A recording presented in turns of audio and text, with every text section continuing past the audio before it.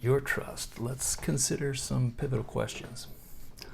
Hi, I'm Dan Covington. I'm an estate planning attorney. I help people like you plan their estate, conserve assets, and leave a legacy they intend. So let's begin with a somewhat common situation for folks who need a trust. A couple will say want their assets to be in trust, but fully available while they're both alive. Then the survivor, the two of them, should have access to some or all of the remaining assets for their life. And finally, their family should divide those assets remaining after the passing of the second of them. So we'll talk some about while both settlers are alive. Then when one of them passes away, we'll call that the remaining person the survivor, them, right?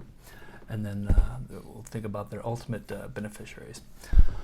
So first, big question, should the survivor have access to all assets after one of them has died?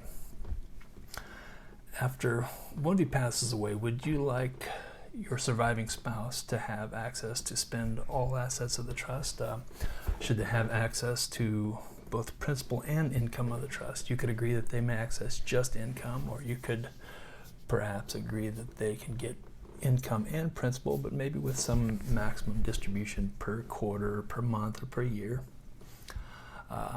Moreover, would the two of you like the survivor of you to still retain the ability to amend or revoke the trust? A lot of people want to go ahead and lock in the trust at the point the first of them passes away. That's kind of the agreement they make.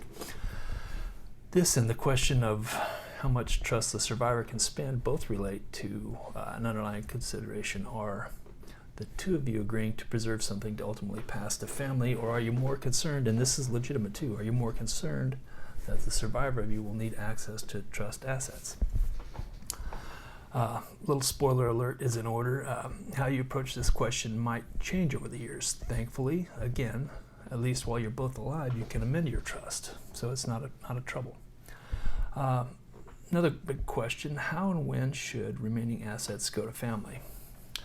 Think about how important it is for you to divide assets equally, for instance, among your children. A lot of folks, that's a big thing to try to be fair or equal. Not my call, but yours. And would you rather the trustee distribute lump sums to your beneficiaries? In other words, distribute assets right after the second of you passes away, or you can distribute funds according to age. They get a portion at age 25, at 30, at 35. If your beneficiaries are younger, would you like to provide for the support of children while they're minors, or are you interested in setting aside funds for post-secondary educational needs? Lots of possibilities we can draft into your trust.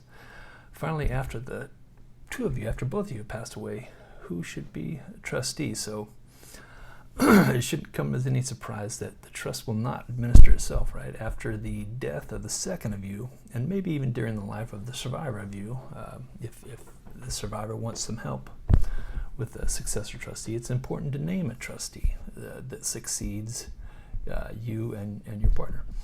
This trustee is the person who will administer your trust according to its provisions after you're no longer acting as trustee. So these are just some more detailed things to consider when starting your estate plan. Think first about whether you want to get things ordered, and you do, and you should, and what you want your legacy to be. This is, after all, your trust, so consider these pivotal questions. I'm Dan Covington. You can always find me at Estate Plan Kansas.